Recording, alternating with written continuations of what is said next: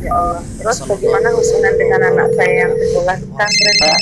Ini mau nanya, Kita sudah bersuci atau berwudu, Terima kasih kemudian Bapak. bersentuhan dengan suami, rahimana wa wudunya batal.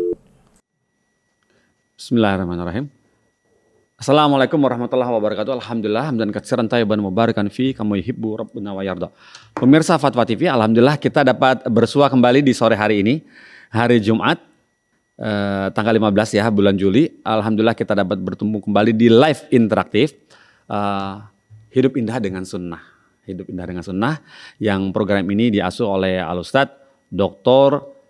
M.H. Hasan Ayatullah Hafizahullah Ta'ala. Dan saat ini sudah bergabung bersama kita, alhamdulillah. Dan agak sedikit berbeda, saat ini beliau tidak di kota Jember seperti biasanya atau di kampung halamannya di Banyuwangi, tetapi saat ini beliau berada di kota Surakarta, mungkin dalam keadaan bertugas ya, barakallahu fik. Dan pemirsa Fatwa TV yang ingin menelpon ke acara ini, bertanya kepada Ustadz Ayatullah, bisa di nomor 021 212 32 333, dan terutama radio yang merelay acara ini yang tergabung dalam yang namanya Perkumpulan Art Visi ya, radio dan televisi Islam Indonesia kalau nggak salah gitu singkatannya. Barakallahu fiik. Dan sekarang tidak berpanjang lebar, kita sapa ustadznya nih. Assalamualaikum warahmatullahi wabarakatuh ya Ustadz. Waalaikumsalam warahmatullahi wabarakatuh. Ahlan wa sahlan Ban Pongki. Alhamdulillah Ustadz, alhamdulillah baik, alhamdulillah khair. Gimana antum Ustadz? Sehat Ustadz? Alhamdulillah sehat. Semoga antum dan semua pemirsa dan pendengar Radio Sunnah dalam keadaan dilindungi Allah Azza wa Jalla. Itu dia, yang sehat itu mahal zaman sekarang ya Ustadz ya, mahal sekali. Iya betul sekali. Ada sampai ungkapan orang miskin dilarang sakit Ustadz, katanya orang miskin dilarang sakit, katanya begitu. Tapi alhamdulillah pemerintah sekarang sudah menentukan, udah menolong dengan beberapa program-program kesehatannya, semoga sesuai dengan niatnya ya Ustadz ya, barakallahu fiik ya Ustadz ya, alhamdulillah. Dan kemudian Ustadz, kami sangat bersyukur kepada Allah dan berterima kasih kepada antum yang masih sempat meluangkan waktunya meskipun sedang safar, sedang tugas mungkin, dan masih tetap melayani menjawab pertanyaan-pertanyaan yang masuk di dewanfatwa.com begitu ya Ustadz. Semoga Allah memberkati waktu yang ada pada antum dan juga amin amin. Jazakumullah khairan iyyakum. Untuk di pembukaan ini kasih dong kita nasihat sedikit boleh, agak panjang dikit boleh. Ini Ustadz, bagaimana cara meluruskan niat terkait mengenai beberapa penuntut ilmu ya Ustadz ya. Ya namanya penuntut ilmu kalau sudah berada di posisi jurusan yang biasanya jurusan seni ingin seperti artis anu, jurusan olahraga ingin seperti pemain sepak bola anu. Nah giliran jurusan agama Ustaz, harusnya dia kan menggapai ridha Allah dengan ilmunya ya. Tapi dia Ustadz kibar kayak itu, Ustadz kibar itu. Nah bagaimana itu Ustaz? Namanya terkontaminasi ya Ustaz ya. Hati itu bagaimana caranya supaya agar lurus gitu. Jadi ketika lurus itu yang dikejar tuh bukan Ustadz yang dipandang yang ini. Kan kalau urusan dunia ketahuan lah ya. Urusan dunia, ekonomi, pengen jadi bankir pengen jadi menteri keuangan misalnya. Tapi kalau urusan agama kayaknya bagaimana? Saya mau nasihatnya, makanya itu kami ingin tahu dari antum masukannya. Barakallahu fiik Ustaz. Tafadhal maksud. Barakallahu fiikum. Baik. Jazakumullah khair. Bismillahirrahmanirrahim. Alhamdulillahi rabbil alamin. Sallallahu wasallam wa baraka ala abdihi wa rasulihi nabiyina Muhammad wa ala alihi wa ashabihi wa man tabi'ahum bi ihsanin ila yaumiddin, amma ba'd. Kaum muslimin dan muslimat, pemirsa Fatwa TV dan juga pendengar Radio As-Sunnah dimanapun antum berada, semoga Allah Azza wa Jalla senantiasa memberikan kepada kita limpahan keberkahan pada umur kita, pada keluarga, harta kita, dan segala aktivitas yang kita lakukan. Berbicara tentang ikhlas dalam belajar, barangkali ini tepat sekali dengan momen pada saat banyak siswa maupun santri memulai awal tahun ajaran. Dan saya tadi mendengar ada khotib Jumat juga mengingatkan dalam hal itu. Dan ini betul-betul urgen dalam ibadah yang besar. Belajar itu bukan ibadah yang remeh. Bahkan itu merupakan ibadah yang barangkali tidak semua orang bisa untuk mempelajari. Seorang sabar dalam belajar menuntut ilmu, berapa lama, kemudian menghadapi guru, menghadapi kawan, berusaha untuk menghafal, membaca, memahami, lalu beramal, lalu untuk kemudian diajakkan kepada orang lain. Ya, ikhlas dalam belajar bukan perkara yang mudah. Akan tetapi kita dituntut untuk itu. Allah Azza wa Jalla menyatakan dalam hadis qudsi, "Ana aghna asy-syuraka'i 'ani asy-syirk, man 'amila 'amalan asyraka ma'i fihi ghairi taraktuhu wa syirkahu." Aku paling tidak butuh dengan orang yang menyekutukan aku. Barang siapa yang melakukan amal ibadah apapun, ternyata dalam amal itu dia menyekutukan aku dengan orang lain, makhluk lain, maka aku akan tinggalkan dia dan amalnya dan juga dengan kesyirikannya. Maka dalam hal ibadah besar, agung dan tidak gampang ini dalam belajar, seorang juga perlu mempelajari. Dan kalau kita ketahui bagaimana para ulama dulu, ternyata mereka memang berhati-hati dan merasa bahwa untuk mengikhlaskan niat tidak gampang. Ya.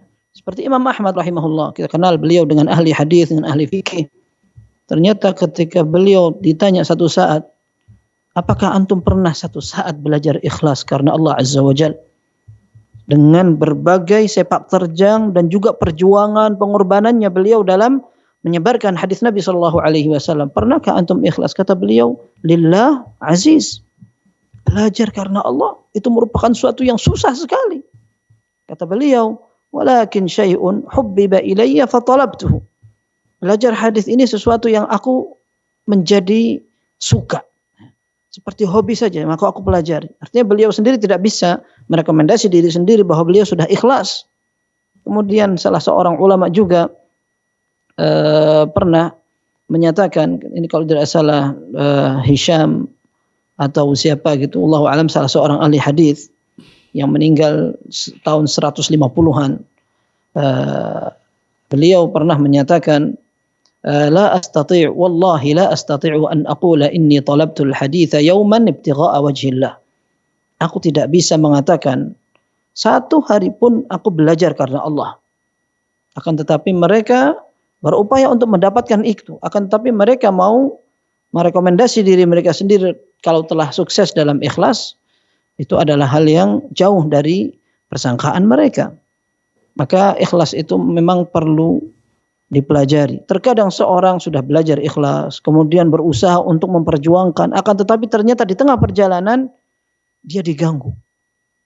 Kita bayangkan salah seorang ulama mengatakan, rubbama uhadditsu bihaditsin wa 'indi fihi niyyah. Terkadang aku bisa menyampaikan sebuah hadis dan aku berusaha disiplin menjaga keikhlasan niatku. Fa idza ataitu 'ala ba'dhihi taghayyara niyyati.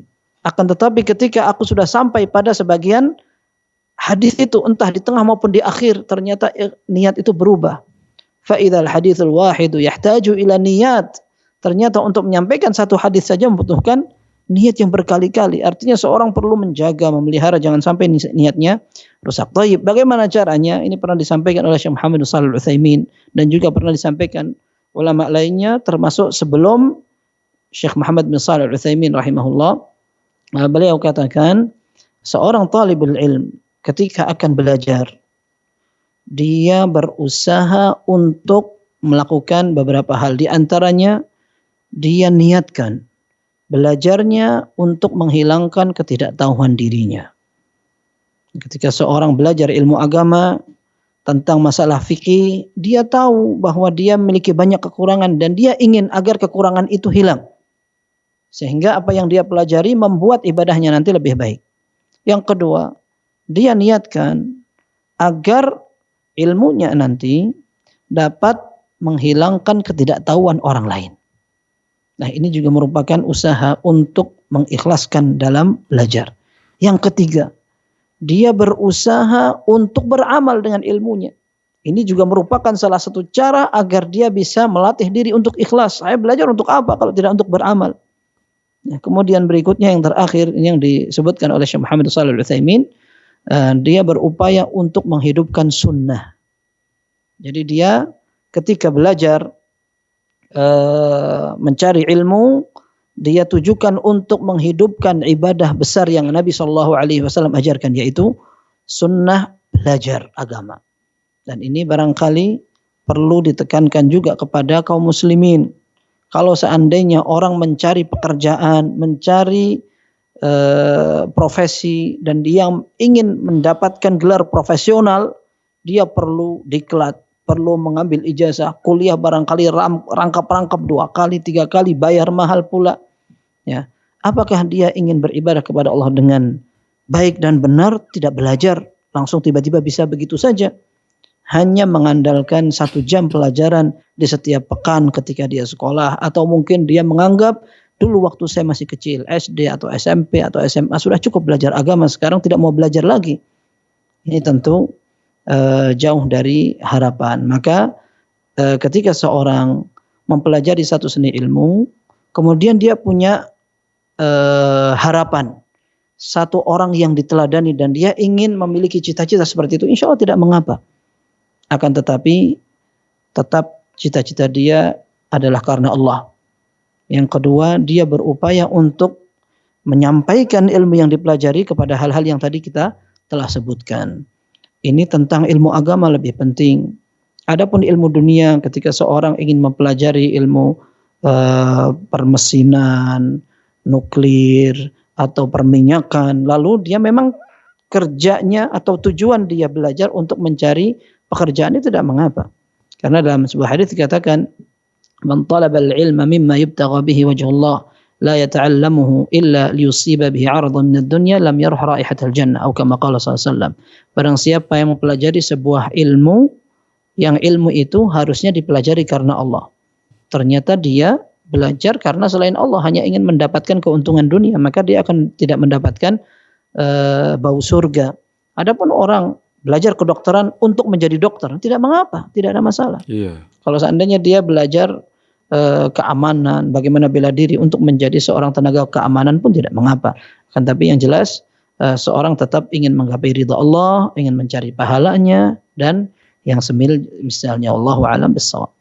Ya, Masya Allah, barakallahu fikum Ustaz atas nasihatnya.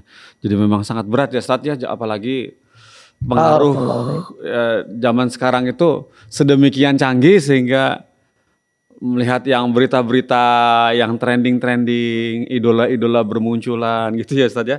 Jadi melenceng lagi, barakallahu fikum Ustaz. Semoga apa yang sudah antum sampaikan bisa dipetik oleh semua yang belajar atau meniti cita-cita yang menyaksikan acara ini. Barakallahu fikum Ustaz. Dan kemudian ini boleh kita mulai dari acara pertanyaan pertama ya Ustaz. Silahkan Bang Fakih, barakallahu Baik, fiik. ini pertanyaan pertama dari hamba Allah di Kalimantan Timur Ustaz, kota Balikpapan. Oh, ternyata ada telepon masuk ya Ustaz. Kita layani dulu yang telepon. Kita layani yang telepon. Ya, Assalamualaikum Fatwa TV. Waalaikumsalam warahmatullahi wabarakatuh. Iya, barakallahu fiik. Bapak Fengki ya. Di Jakarta Bapak?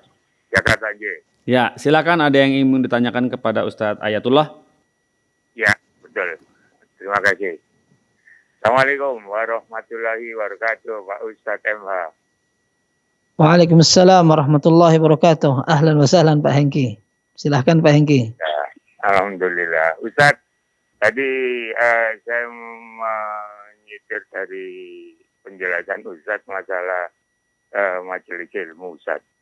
Saya pernah membaca Ustadz, kalau misalnya orang yang menghadiri di majelis ilmu itu pahalanya itu 1000 rakaat salat sunnah ziarah sama orang sakit, melebihi dari itu. Nah, sedang di sisi lain saya pernah membaca dari Imam Syafi'i itu tidak menyantumkan kuantumnya, hanya masalah di Imam Syafi'i itu tidak ada satu amal pun yang lebih utama setelah amal-amal yang Allah wajibkan daripada amalan menuntut ilmu. Nah, ini yang benar yang mana Pak Ustadz? Karena yang satu tadi menyebutkan jumlahnya 1000 pahala lebih banyak, sedang Imam Syafi'i hanya menyebutkan lebih utama gitu. Itu pertama. Kedua, dulu pernah saya tanyakan pada Ustadz dan Ustadz menjawab, tapi waktu itu ada gangguan audio di TV sehingga nggak jelas. Nah, sekarang saya mengulang lagi Ustadz. Kalau kedua ya, misalnya saya mau sholat Jumat, terus saya terlambat, khotib sudah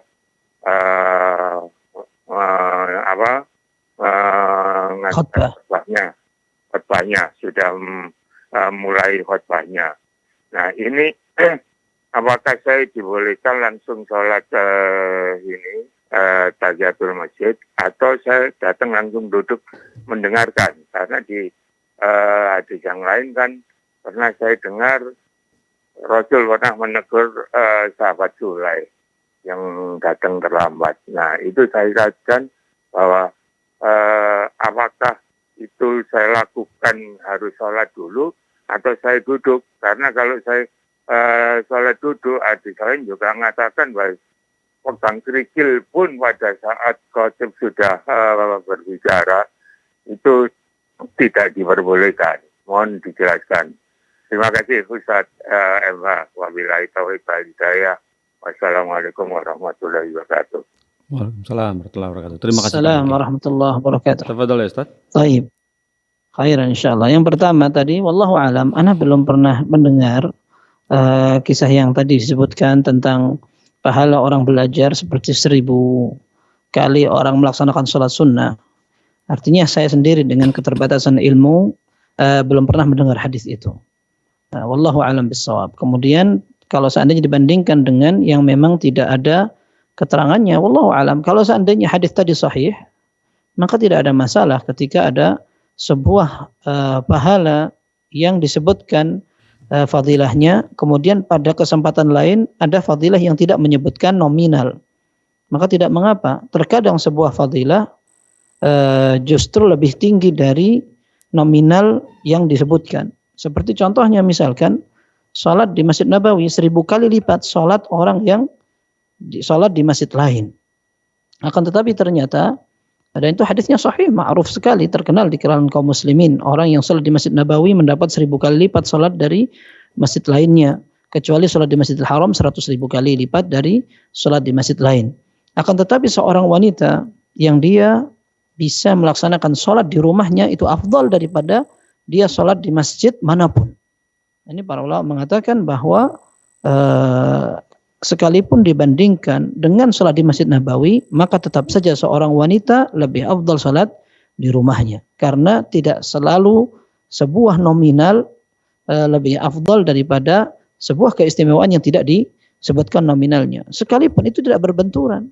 Itu menunjukkan bahwa betul-betul pahala sebuah amal ibadah itu besar sekali. Wallahu a'lam bissawab, seperti itu. Dan cukuplah kita mendapatkan keistimewaan dari Allah Azza wa Jalla ketika Allah puji orang-orang yang berilmu. Qul hal yastawil ladzina ya'lamun wal ladzina la ya'lamun. Memang sama orang berilmu dengan orang yang tidak punya ilmu.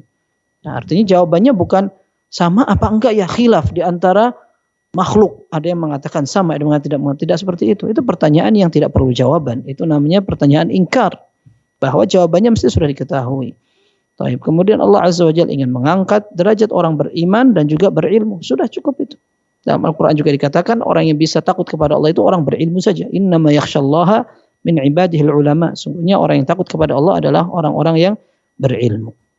Ya, jadi ini dalam masalah fadilah orang belajar mencari dan mendalami ilmu agama. Dan anak katakan lebih lagi, ya, dalam sebuah hadis yang sahih masyhur sekali Rasulullah SAW menyatakan, man yuridillahu bihi khairan yufaqihu fid din.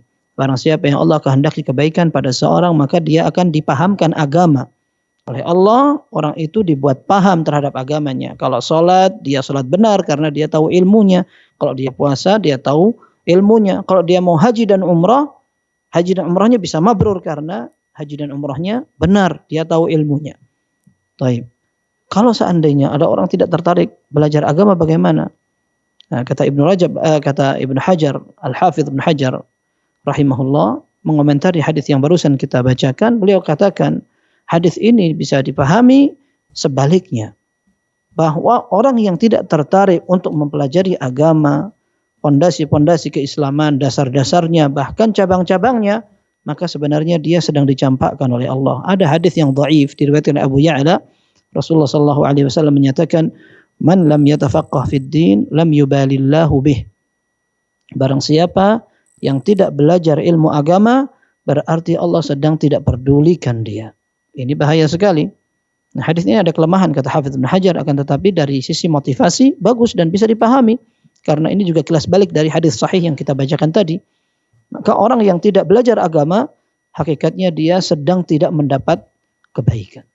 Maka beruntunglah orang-orang tertarik dalam mempelajari fikih, dalam mempelajari hadis, sekalipun tidak harus dia menjadi mahasiswa universitas agama. Akan tetapi manakala dia merasa bahwa saya berkebutuhan nih dengan agama, saya setiap bangun buka mata, bangun sampai tidur lagi, tidak lepas dari kebutuhan ingat kepada Allah. Mau zikir, mau sholat, mau bersyukur, mau cinta atau benci karena Allah dan semuanya butuh ilmu. Maka ketika ada orang belajar agama, hani'an lahu. Maka kita ucapkan selamat dia. Akan tetapi kita masih prihatin dan kita masih ikut sedih ketika melihat mayoritas kaum muslimin masih terlalu terlena dan tidak merasa butuh kepada agama mereka. Kemudian yang kedua adalah pertanyaan tentang sholat Jumat ketika khatib sudah di atas mimbar. Dia sudah mulai khutbahnya. Apakah kita langsung sholat tahiyatul masjid atau duduk? Sebagaimana dalam hadis dikatakan, "Idza qulta li sahibika ansit yaumal jumu'ati wal imam yakhtub faqad laghawt." Apabila kamu bilang kepada kawanmu, diam, maka Jumatmu sia-sia. Man masal hasa faqad laghaw, barang siapa yang bermain tangannya dengan kerikil maka Jumatnya sia-sia. Lalu bagaimana kalau kita masuk sholat? Sementara maksudnya kita masuk ke masjid sementara khatib sudah mau mulai khutbahnya. Maka ini ada hadis khusus ketika Rasul sallallahu alaihi wasallam menegur Sulaik Al-Ghatafani radhiyallahu anhu ketika beliau masuk ke dalam masjid, Rasulullah SAW sudah mulai khutbah, ternyata sahabat ini langsung duduk. Maka Rasulullah SAW mengatakan, "Ya fulan, araka'ta raka'atain." Wahai fulan, apakah kamu sudah sholat 2 rakaat tahiyatul masjid? Dia mengatakan, "Tidak ya Rasulullah." Maka beliau mengatakan, "Qum farka' raka'atain." Bangun. Kemudian sholatlah 2 rakaat.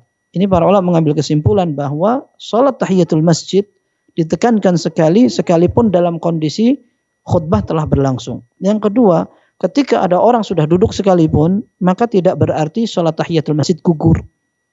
Mungkin dia masuk masjid bertemu dengan seorang, dia sungkan untuk tidak bertemu langsung, maka dia bertemu, salam, bertanya kabar segala macam sampai akhirnya terduduk. Lalu setelah itu dia ingat dia belum tahiyatul masjid, maka tidak mengapa dia bangun untuk salat lagi, dan itu merupakan pengecualian dari larangan untuk beraktivitas pada saat khatib sudah mulai menyampaikan ceramahnya. Akan tapi yang lebih afdal lagi, jangan sampai kita terlambat sekali, itu namanya terlambat sekali. Kalau seandainya kita memiliki uzur, mungkin karena safar atau karena sakit atau karena ada kebutuhan mendesak, akhirnya kita terlambat, maka itu hukum yang kita jelaskan. Akan tetapi menjadikan sebuah kebiasaan kita datang pada saat khatib sudah naik mimbar, ini merupakan kebiasaan yang merugikan, ya, karena dalam hadis disebutkan bahwa Rasulullah SAW menyebutkan para malaikat mencatat orang yang datang Jumatan, al-awwal fal-awwal, siapa yang datang duluan. Dalam hadis yang sahih dari Abu Hurairah dikatakan yang datang pertama dia seolah-olah mendapat pahala orang yang berkorban unta, yang kedua seperti berkorban sapi, yang ketiga seperti berkorban kambing, berikutnya seperti berkorban seekor ayam, yang kelima seperti berkorban dengan telur, seperti telur. Setelah itu malaikat akan tawawus suhuf fajalasu yastami'una dzikir. Maka mereka setelah imam naik mimbar, maka para malaikat melipat atau menutup catatan-catatan itu, kemudian mereka juga mendengarkan khutbah. Sehingga tidak lagi ada orang yang datang setelah itu mendapatkan keistimewaan yang didapatkan oleh orang-orang yang datang sebelum tadi. Maka jangan dibiasakan ketika seorang datang ke sholat Jumat terlambat terus menerus sehingga kita tidak mendapatkan keistimewaan yang Rasulullah SAW sampaikan. Wallahu a'lam bishawab. Masya Allah, barakallahu fikum Ustaz. Penjelasan yang lengkap dan detail untuk Bapak Hengki, semoga dan juga pemirsa seluruhnya untuk Fatwa TV yang menyaksikan acara ini ya. Dan Bapak Hengki terutama Ya. yang bertanya, terima kasih. Oh, masih tersambung, Barakallahu Fik. Ini Iya, masih tersambung. Saya tunggu nih. Barakallahu. Nah, ini Pak, masuknya ini susah sekali di tempat. Oh, ini bukan Bapak Hengki, baru lagi ya? Bapak Ruslan, akhirnya Bapak Hengki. Baiklah, pemirsa sekarang sudah berganti channel, maksudnya berganti penelepon. Sekarang kita coba bersapa kepada Pak Ruslan. Assalamualaikum Pak Ruslan. Terima kasih sudah telepon ke Fatwa TV, Alhamdulillah. Terima kasih. Nelponnya dekat sekali ya Pak ya, di Banjarmasin ya, dekat sekali dengan Jakarta. Barakallahu Fik. Nah kemudian mau bertanya kepada Ustadz Ayatullah. Ya, Pak Ustaz. Assalamualaikum warahmatullahi wabarakatuh. Ya, silakan. Assalamualaikum warahmatullahi wabarakatuh. Gini ya Pak Ustaz, saya ini mau bertanya. Karena ini hari ini ada yang bertanya kepada saya juga. Tapi saya ini tidak ada ilmunya, saya tidak berani untuk menjawabnya. Ya, saya beranikan diri untuk menelpon Pak Ustaz untuk menjawabnya. Begini pertanyaannya Pak Ustaz. Orang yang berbuat kebaikan itu tentu saja dikehendaki oleh Allah Ta'ala yang maha berkehendak untuk berbuat kebaikan. Dan bagaimana sebaliknya yang berbuat kejahatan itu, apakah dikehendaki Allah Subhanahu Wa Ta'ala atau bagaimana? Ya. Halo Pak Ustaz. Baik. Ya, itu saja. Baik. Bapak Ruslan. Hey. Ada lagi? Cukup satu dulu. Terima kasih Pak Ustaz. Oh iya, sama-sama Pak Ruslan. Terima kasih sudah telepon ke Fatwa TV. Jazakallah khairan. Tafadhal ya Ustaz. Baik. Ini berkaitan dengan pembahasan akidah Iya. tentang masalah masyiah atau Masyiah. kehendak. Masyiah. Ya, ketika Allah Azza wa Jal melihat ada orang berbuat kebaikan, maka itu tidak lepas dari takdir Allah, betul. Betul. Kemudian ketika ada orang berbuat maksiat, apakah itu juga tidak lepas dari takdir Allah? Betul sekali. Oh, gitu. Dan apa yang sering dipertanyakan orang-orang itu juga pernah ditanyakan oleh para sahabat. Sebagian sahabat Nabi bertanya, "Fafimal amal?" Kalau seandainya penduduk surga telah ditentukan oleh Allah siapa orangnya, penduduk neraka telah ditentukan siapa penduduknya oleh Allah Azza wa Jalla. Fafimal amal? Kalau begitu untuk apa kita beramal? Maka jawab Nabi sallallahu alaihi wasallam, "I'malu fakullun muyassarun lima khuliqalah." Jawab Nabi sallallahu alaihi wasallam, kalian beramal saja, kalian tidak perlu memperuncing atau memperumit apa yang Allah kerjakan. Itu bukan tugas kalian. Tugas kita tidak sedang mengecek kenapa Allah mengatakan seperti ini, kenapa Allah menentukan seperti ini. La yus'alu amma yaf'al wa hum yus'alun. Allah tidak ditanya, kenapa engkau tentukan fulan berbuat jahat, kenapa engkau tentukan fulan berbuat kebaikan. Kenapa iblis dijadikan sebagai penghuni penghuni neraka? Kemudian kenapa para nabi menjadi penghuni surga?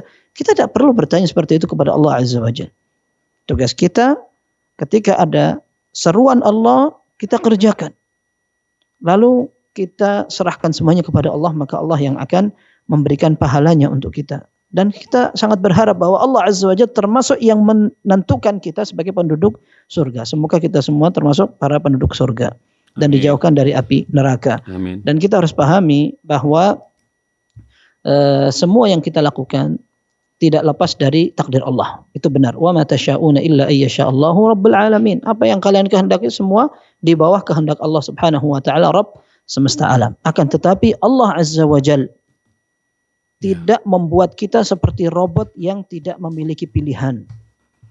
Kalau manusia yang tidak punya pilihan, seperti orang sakit yang stroke, sehingga tangannya tidak bisa berdiri sendiri, tidak bisa diam, akan tapi dia gerak sendiri seperti ini. Ya, nah itu orang yang memang tidak memiliki pilihan. Akan tetapi kita tidak seperti itu. Allah Azza wa Jalla memberikan kepada kita kemampuan untuk memilih.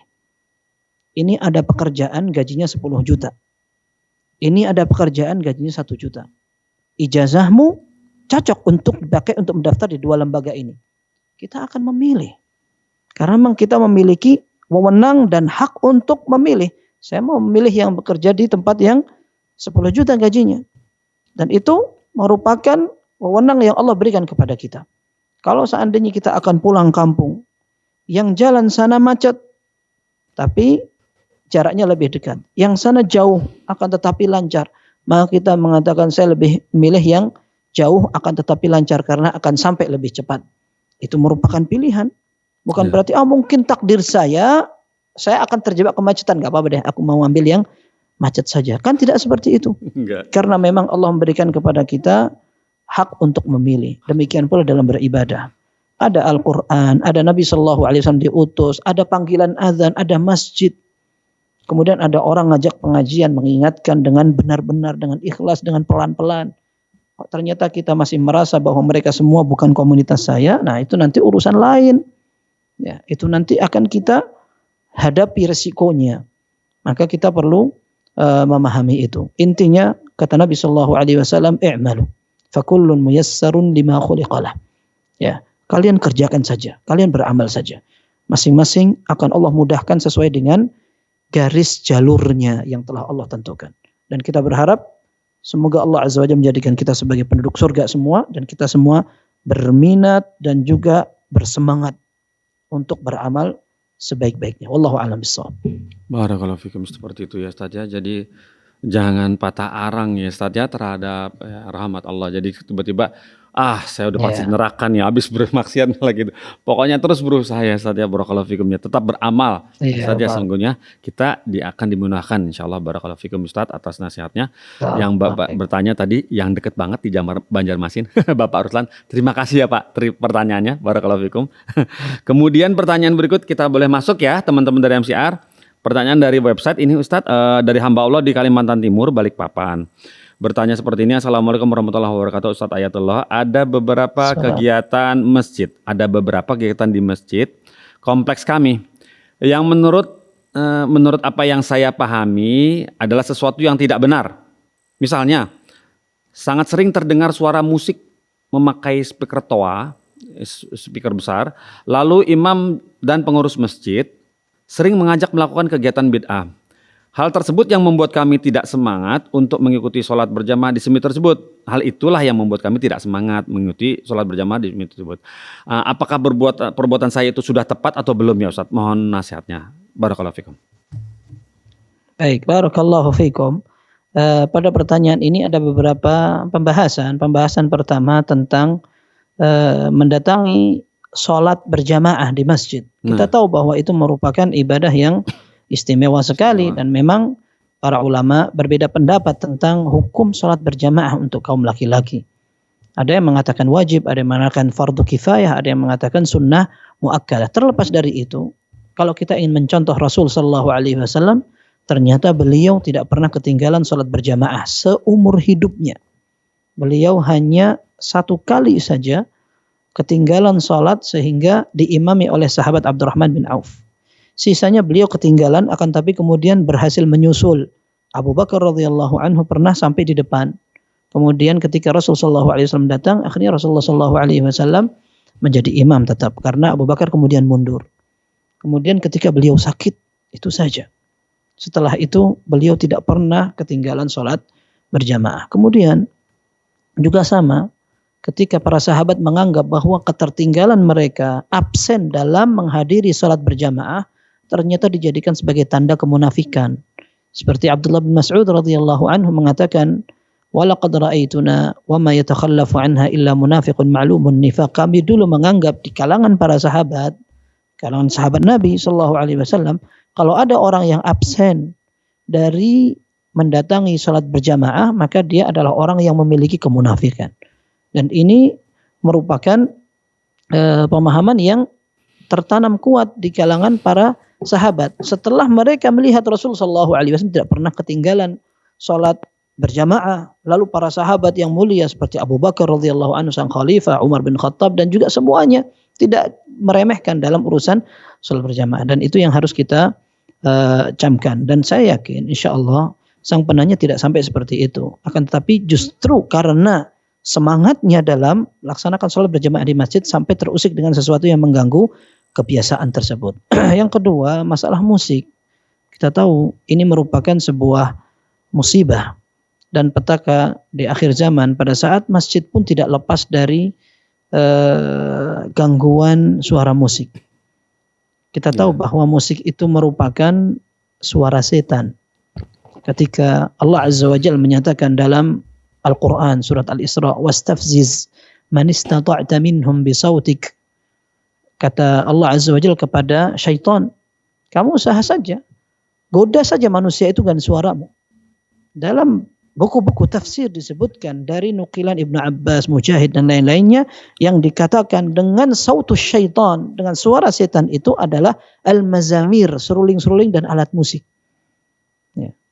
Bahkan di dalam tafsir firman Allah surat Luqman, wa minan nasi may yashtari lahwal hadits, dan dari sebagian manusia ada yang menggunakan lahwal hadits, kata-kata yang tidak ada manfaatnya.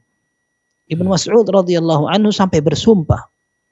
Beliau mengatakan, walladzi nafsi biyadi, demi Allah yang jiwaku berada di tangannya, itu adalah musik, itu adalah musik, itu adalah musik. Sampai diulang 3 kali. Kemudian dinukil dari pernyataan yang sama, tafsiran itu dari Ibnu Abbas dan juga Ibnu Umar radhiyallahu anhum ajma'in, bahwa suara yang membuat orang terlena itu merupakan musik. Lalu yang seperti itu sampai terdengar di masjid-masjid kaum muslimin. Ini sebuah pemandangan yang perlu perbaikan. Terkadang seorang hanya semangat saja, akan tetapi karena tidak sempat mengenal bahwa yang seperti ini tidak boleh, akhirnya mereka melaksanakan hal yang demikian. Maka kita perlu menegaskan kepada kaum muslimin agar kita beribadah tidak sekedar bermodal semangat saja. Mungkin ada orang ingin bersih-bersih masjid, agar orang semangat dalam bekerja di masjid, mereka sambil mendengarkan musik, bahkan kalau perlu dari speaker masjid. Ini perlu diperbaiki, kebiasaan yang tidak benar. Maka kita ajak kaum muslimin untuk memperbaiki amal ibadah kita. Kita jaga rumah-rumah Allah ini dari sesuatu yang mengurangi derajat kehormatannya. Allah Azza wa Jalla muliakan, jangan sampai dengan ketidakbijaksanaan kita membuat masjid tidak terhormat.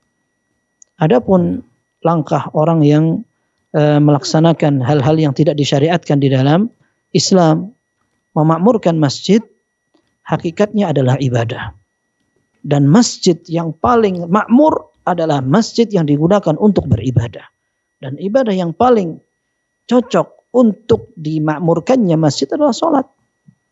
Ya, kemudian setelah itu untuk zikir kepada Allah, untuk berdoa, untuk menimba ilmu, sebagaimana dulu kaum muslimin menimba ilmu kepada Nabi SAW. Adapun memakmurkan masjid dengan artian meramaikan saja, maka ini yang bisa jadi disalahpahami, yang akhirnya banyak sebagian kaum muslimin di kalangan sebagian mereka menyalakan musik atau membuat masjid gegap gempita, entah dengan suara-suara, entah dengan warna-warni dan sebagainya. Tapi bukan seperti itu yang dikehendaki dalam Islam. Maka beberapa kebiasaan seperti itu perlu kita perbaiki. Dan saya nasihatkan kepada penanya, Anda bebas untuk memilih masjid mana saja. Anda ingin memilih imam yang bacaannya bagus, bacaan hafalannya banyak, kemudian softnya lebih rapi, apalagi jamaahnya lebih banyak. Tentu di masjid yang jamaahnya lebih banyak, lebih afdal pahalanya. Rasulullah SAW menyatakan, salatul rajuli ma'ar rajuli azka min salatihi wahdahu, wa salatul rajuli ma'ar rajulin azka min salatihi ma'ar rajul. Kata Nabi SAW, salat seorang bersama satu orang lebih afdal daripada dia sendirian, dan salat bersama 2 orang lebih afdal daripada dia salat hanya sama 1 orang. Maka semakin banyak jumlah jamaah, maka akan semakin besar pahalanya. Maka Anda bebas untuk memilih dan menentukan seperti itu. Termasuk ketika Anda menceritakan tentang ada masjid yang memang terjadi banyak hiruk pikuk seperti itu, lalu Anda memilih masjid lain yang lebih tenang, maka itu hak Anda. Insya Allah tidak mengapa. Akan tetapi juga perlu diperhatikan, kalau seandainya Anda tidak sholat di situ, justru tidak ada orang yang mengingatkan. Maka antum perlu berpikir bagaimana mengingatkan pengurus masjid.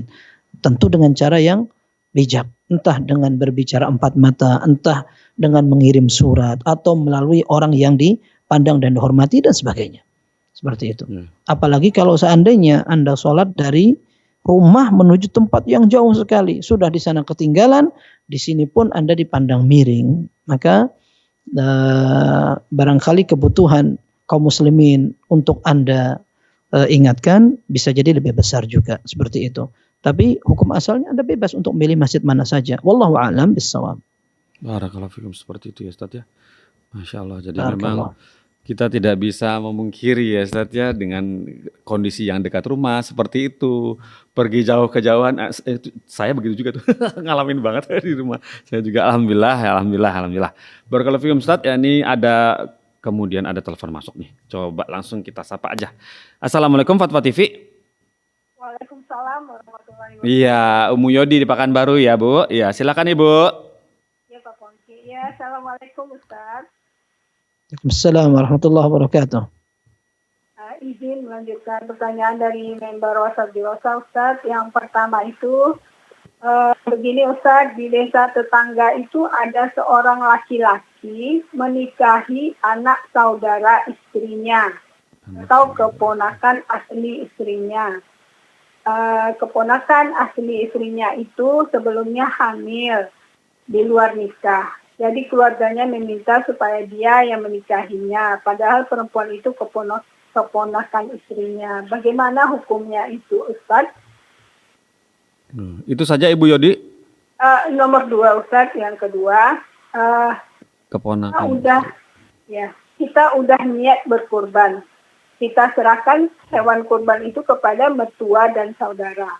Sebelumnya kita sudah wanti-wanti supaya mereka tidak menjual bagian dari hewan kurban ini. Dan kita juga sudah memberi biaya ongkos untuk orang yang mengurus pemotongan.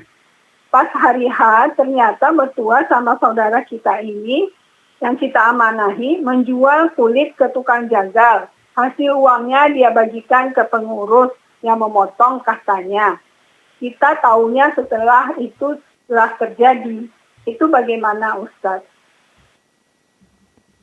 Baik. Udah itu aja. Barakallahu fikum, seperti Baik. itu ya. Ya, Itu saja ya. Ya, terima kasih Umu Yodi sudah telepon ke Fatwa TV. Barakallahu fikum. Ya, tafadhol ya Ustaz. Pertama, menikahi ponakan istri dalam keadaan hamil oleh orang lain. Iya, pertanyaan kedua dulu tentang Oh ya. orang Menjual yang kulit. ternyata orang berkorban sudah berusaha untuk menerapkan sunnah semaksimal mungkin, akan tetapi ternyata terjadi kesalah teknisan dan pelanggaran syariat oleh orang yang diwakili, orang yang mewakili, ya, orang yang mewakili atau orang yang kita beri amanah untuk melaksanakan kurban kita. Maka wallahu alam, memang itu ada kesalahannya, akan tetapi yang pertama itu sudah lewat tanpa sepengetahuan yang berkorban asalnya. Kemudian yang kedua, dia tidak sampai mengganggu keabsahan kurban yang telah dia lakukan dari awal, karena semua hewan yang diberikan sudah sesuai dengan syariat, entah waktunya entah apanya. Maka pelanggaran yang tadi telah terjadi tidak sampai membuat hewan kurban itu tidak sah. Tetap hewan kurbannya sah, telah dipotong dan pahalanya insya Allah ada. Akan tetapi kesalahan itu terjadi memang merupakan kesalahan. Akan tetapi yang pertama tidak terjadi dari pihak dia yang sengaja, yang kedua itu sudah lewat. Maka insya Allah bi'idznillah ta'ala hewan kurban itu tetap sah dan pahalanya insya Allah tetap ada, dan insya Allah tidak akan mengurangi pahala orang yang berkurban. Akan tapi itu kesalahan dari pelaksananya, orang yang menjadi wakil dalam pelaksanaan ini. Dan perlu diingatkan orang itu bahwa ini tidak boleh sehingga tidak terjadi kembali. Akan tapi biiznillah pahala dan juga keabsahan kurban itu tetap sah insyaallah, dan biiznillah pahalanya tetap sempurna bagi orang yang berkorban. Wallahu alam bissawab. Adapun pertanyaan pertama, itu terjadi kasus yang tidak sedikit.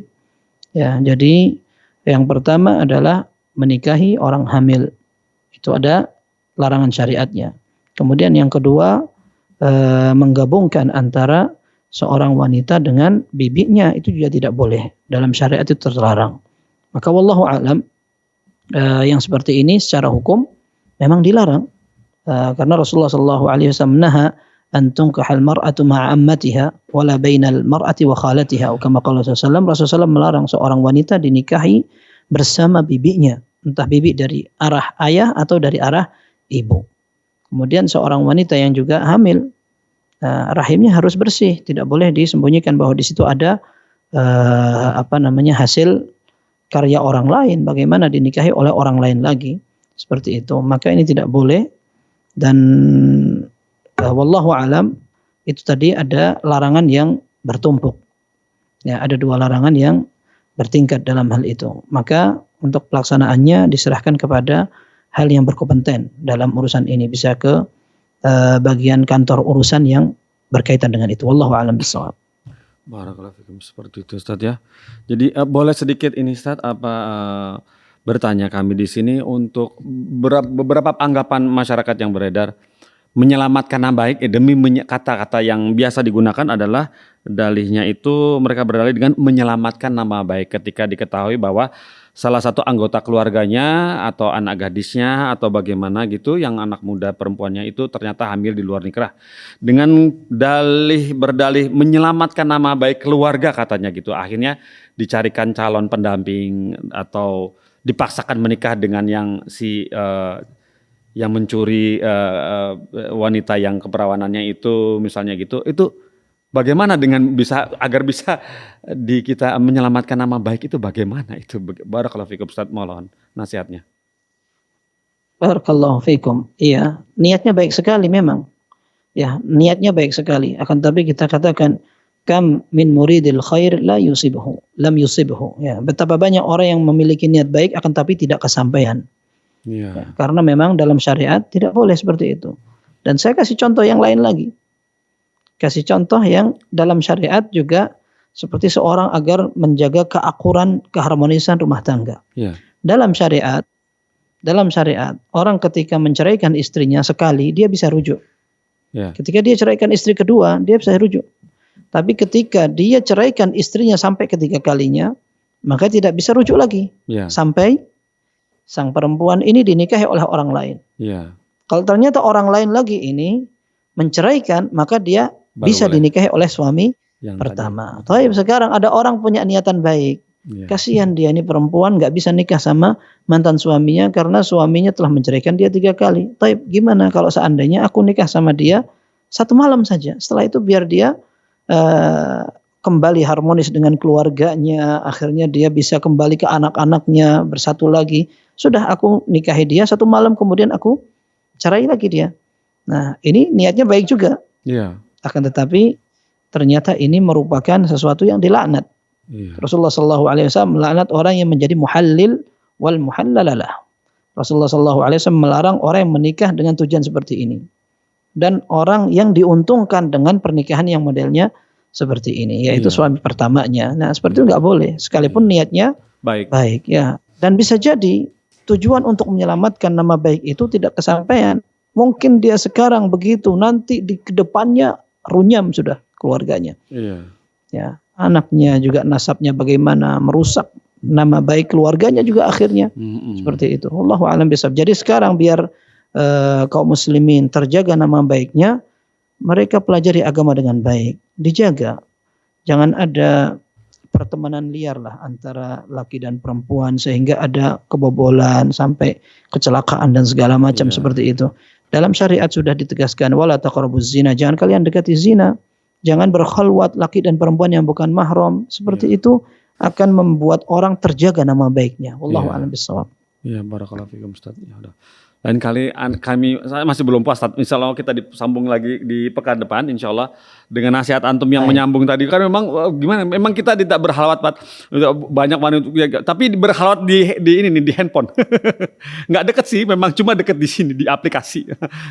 Gimana? Repot juga ya saatnya zaman sekarang ya. Barakallahu fikum Ustaz. Semoga Allah menyambung lagi obrolan kita yang seru ini yang mau nggak mau kita hadapi Ustaz, teknologi seperti ini ya, anak muda ya. Barakallahu fikum Ustaz. Semoga Allah jaga generasi muda kita semua yang ada di Indonesia ini. Barakallahu fikum Ustaz. Ya, barakallahu fikum. Dan alhamdulillah Ustaz, sepertinya waktunya kita sudah harus sudahi karena waktunya sudah cukup.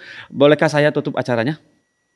Silahkan. Barakallahu fikum. Jazakumullah Terima khairan. kasih waktu yang Barakallahu sudah fikum. diluangkan kepada kami di sini dan banyak sekali telepon yang sudah dijawab oleh Al Ustadz dan semoga semua pemirsa dapat mengambil pelajaran dari apa yang sudah diberikan nasihat kepada kita semua yang di sini kepada yang dari oleh Ustadz MH Hasan Ayatullah Hafizahullah Ta'ala. Dan saya tutup acara ini dengan kafaratul majelis. Subhanakallahumma wa bihamdik asyhadu an la ilaha illa anta astaghfiruka wa atubu ilaik. Wassalamualaikum warahmatullahi wabarakatuh. Assalamualaikum warahmatullahi wabarakatuh. Barakallahu fikum. Ya Allah. Terus bagaimana hubungan dengan anak saya yang sekolah di pesantren? Ini mau nanya. Jika sudah bersuci atau berwudu, Terima kasih kemudian Bapak. bersentuhan dengan suami, apakah